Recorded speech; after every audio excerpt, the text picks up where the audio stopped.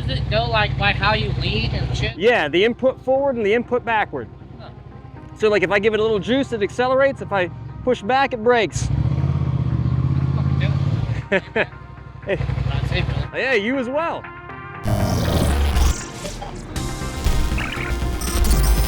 It's a great time for EUCs right now, because there's a lot of options that are out there. And whether you're getting your first wheel or your next wheel, you might be asking some questions to see which wheel ticks all the boxes.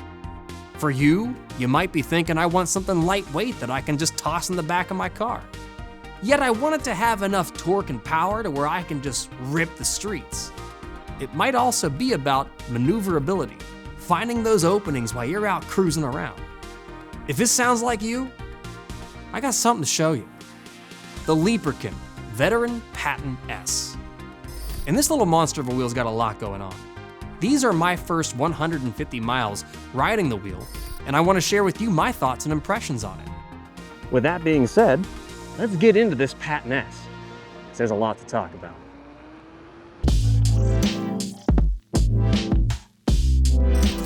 So the Patton-S isn't necessarily a new wheel. It's actually a refresh of the original Veteran Patton.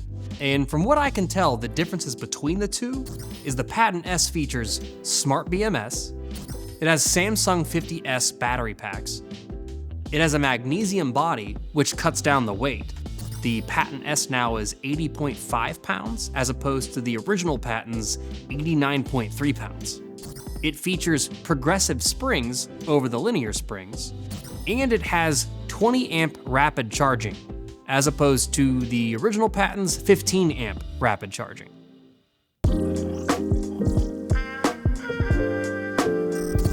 Out of the box, the Veteran Patton-S comes with the stock 5 amp charger, as well as a set of Velcro, and it worked pretty well. Prepped the surface, put them on, haven't had any issues since. You know, I've had other wheels where when they ship the stock Velcro, you know, it's just a big block and you have to cut out 14 million little screw holes, so that way you don't have to tear it off if you want to change a tire or have to work on it. This wheel only has maybe, what, 8 screws going down the middle? I'll take that all day. It's to my understanding Veteran doesn't ship the wheel with any power pads. So Ewheels included a set of Beto power pads that seem to fit the wheel pretty well, and they feature swappable Velcro reflectors, so you can customize it to fit whatever color scheme you're looking to go with. And if you don't have extra power pads laying around, or it's your first wheel and you don't have any, it's awesome that Ewheels sends you a set of Beto pads. That's great.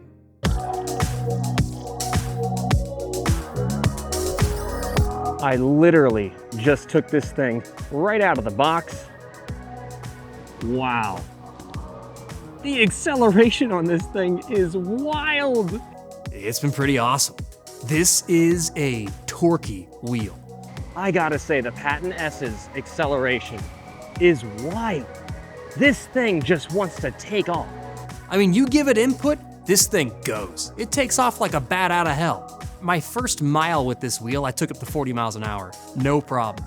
It's a lovely, maneuverable 16-inch wheel. The pedals that come with this wheel, you know, I've tried better. Some of Bigode's pedals definitely seem like they have a lot more grip when you get on them. These ones, not so much. The pedals, in fact, are nothing to write home about. I was hoping for something a little more premium. I believe they are the same pedals that come on the Lynx and the Sherman-L. And I was just hoping for just something that had a little more grip like I had experienced in other stock wheels from Bigode. It just wasn't there. But Ewheels did include a little special bonus in my package, and they sent me the Beto pedal grips for the Veteran wheels, and they make a difference.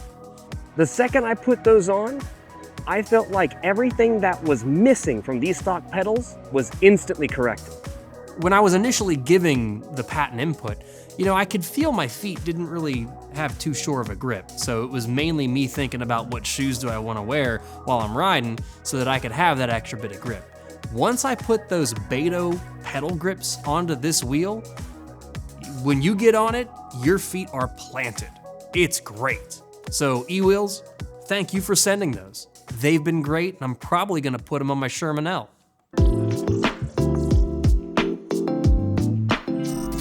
You know, a lot of people, when they buy a wheel, power pads become, I think, a point of preference. But it's not just for looks, it's also for practicality. Now the Beto power pads that Ewheels sent with the wheel, they were great, especially since Veteran didn't send any with the Patton-S to begin with. But as I've been riding, I've been seeing that there are other companies out there that create fairing kits, power pad kits, all types of accessories to customize that ride feel.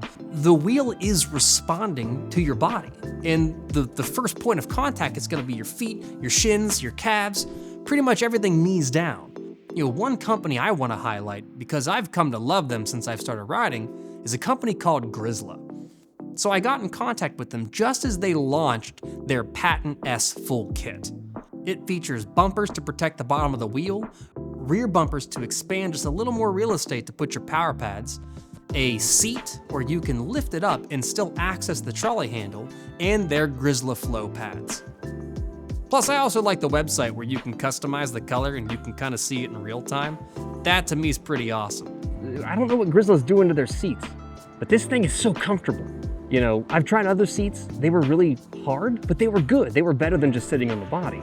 But Grizzla, there's just something a little more special about it. I don't really know how to put it to words, but it's soft. They're doing a great job. Hey, if you know of anyone else out there that's making really comfortable stuff, put them in the comments because I want to check them out and try them out.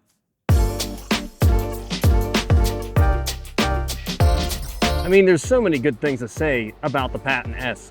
I mean, the ride feel of this wheel, it is incredibly nimble. I mean, the torque this thing has is just awesome. Its acceleration is just great. Especially when I'm in traffic, I feel like this wheel has no issues keeping up with traffic and staying in the game. Which, you know, if you have something a little sluggish, you could always tune it in the settings, but I kind of like the fact that you're almost out of the gate without me having to touch too much in the app. This thing's ready to rock and roll. It's just a little ripper, you know, a street zipper. There is no lag, there is no drag. This thing just rip roars and goes, which is why I think I understand why people put the off-road tire on it. I could see this thing tearing it up on a trail. The Patton-S shipped with the 70-pound progressive spring in the H626 street tire. I know the off-road tire is a pretty popular choice. I don't really do a whole lot of off-roading. I mainly ride street. But if you look at the tread pattern on this tire, it's aggressive enough, I think it could do some light off-roading. So this tire, when it first arrived, I got out of the box and thought that they accidentally sent me the off-road version, because I've never seen a tire like this. But it for sure is the correct tire, and I gotta say, so far, it's grabbing the street really well. The only thing I'll say is, this tire seems to be a little louder than my other street tires. In some of my other wheels, I can be real sneaky and quiet and get up on people, but this one, I feel like you can hear me coming. But I don't think that's what this wheel's about. I don't think it's about being sneaky. Yeah, it's gonna be loud. It's gonna let you know it's coming. That's what I like about it. So I chose the 70-pound progressive spring with this wheel, because I tend to prefer a stiffer ride. So one thing that I've been noticing about that between the Sherman-L and this one, both having 70-pound progressive springs, is this one seems to soak up the bumps a little better. Now that could be because of the travel distance or it just being a smaller wheel, but if you're somebody considering getting the wheel, you may want to factor that in. And if you're around 170 pounds without gear, you might be saying, hey, if you were looking at the 66-pound and you want something a little stiffer, that 70-pound might be the sweet spot for you. So keep that in mind. Now, one thing I will say in regards to the braking on the Patton-S, I would put it comparable to the Commander Mini. The braking on this thing's really good, especially when you're using the toe pads. The toe pads, I think, make a real big difference on being able to lift up and increase that input you're giving to the wheel to brake. Now, that's just my finding. Other more experienced riders may have a better explanation for that, or they might have a different opinion. If so, put that in the comments, because, you know, in my other wheels, I never really used the toe pad. I just kind of like put it there and was like, oh, cool. These Veteran wheels are the first time that I'm ever using the toe pad, and it's awesome. It's game changing. And if I've not been doing this right, man, have I been missing out.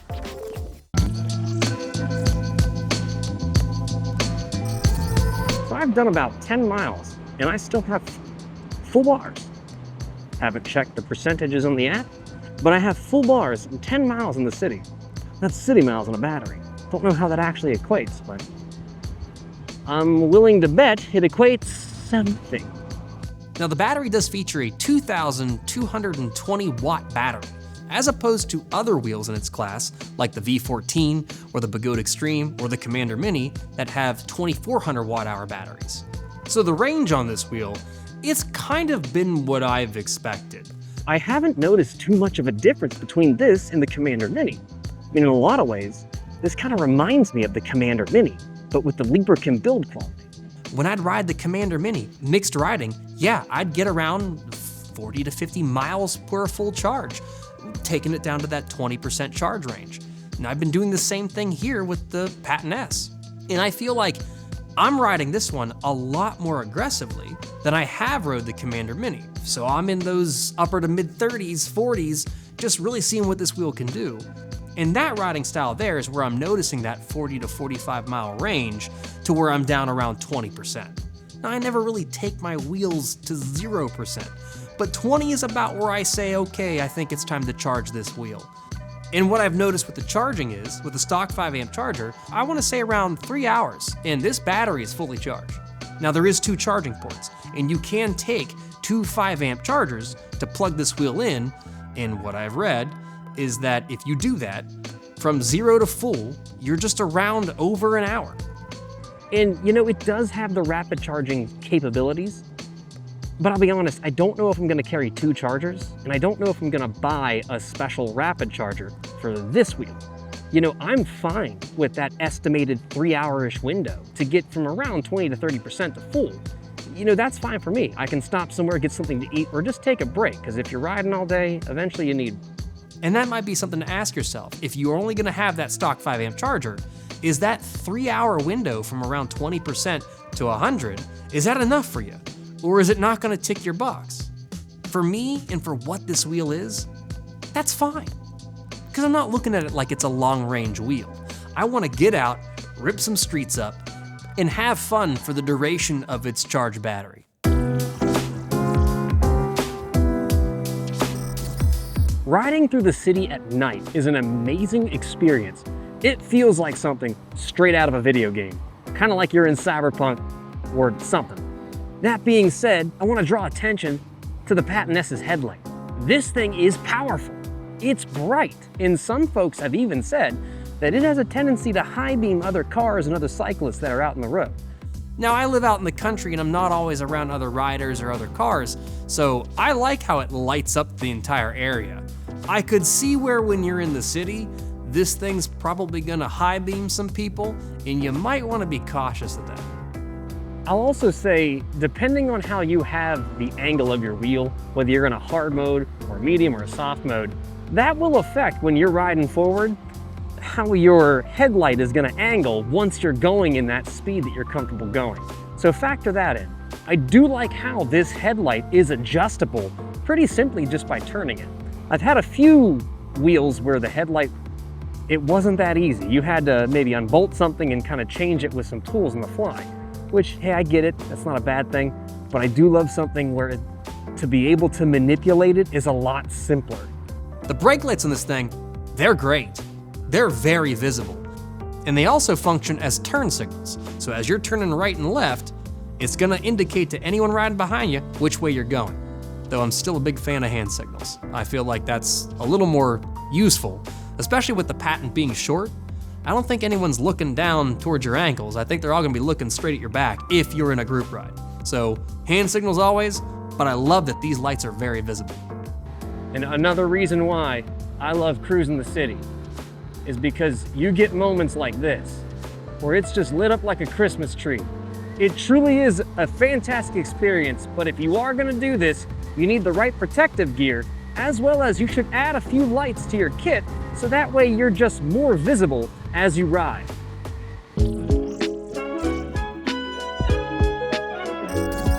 There's a lot of options when it comes to tire size, and they all have an effect on how the wheel rides.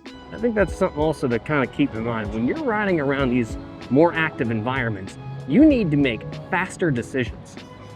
You might need to turn, brake, stop, a litany of things so that you can remain safe and not get hit by imposing traffic or cyclists. And I think that's what brings me to why I think talking about a 16-inch wheel in this regard might be a valuable point. You know, when I was told that the larger wheels were inherently more stable, as I've been riding more and trying several different wheels, I don't know how much I agree with that statement. Or I don't think any one wheel is more stable than another. And in my view, what makes a wheel stable is the input that you are constantly giving it to tell it either to go straight, to speed up, to slow down, to turn right or left. That is what's making a wheel stable. So why a 16-inch wheel over other ones? Well, it's just something that I've noticed is when I have my larger wheels, as I think about where I want to go, there's a little bit of a lag or a delay between what I'm wanting to do and making the wheel do it. When I make a decision with Sherman-L, I'm usually thinking a little more forward. I'm looking further ahead. But on this wheel, it is almost as fast as me deciding to move my own body. Like that.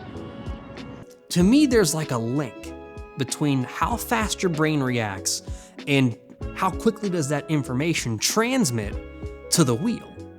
I noticed that the speed of my thought is translating faster and more seamless to these powerful 16-inch wheels than it has to my larger wheels. Now, it also could be rider experience. There's a lot of great riders out there who have a lot more experience than I do.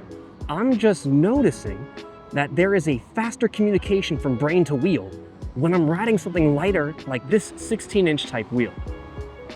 Now, I might be talking crazy. I don't know.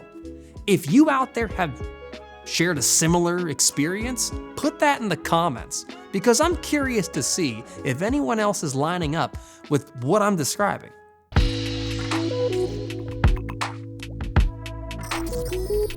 Who do I think this wheel is for? And this is where it sits in an interesting place, because price-wise, this isn't far away from the Librachem Veteran Lynx. But why choose something like the Patton-S over the Veteran Lynx? Well, let's explore it. You know, if you were only going to have one wheel and you wanted it to tick most of your boxes where it's going to have decent range, a higher top speed, and just kind of fit more of those use cases, yeah, then I would say go ahead and get the Lynx. When people ask me why I didn't, it's because I have a Sherman-L. I think if this isn't your only wheel, this is a great addition. It's lightweight, throw it in the back of your car. It's powerful. This is just such a fun wheel to ride.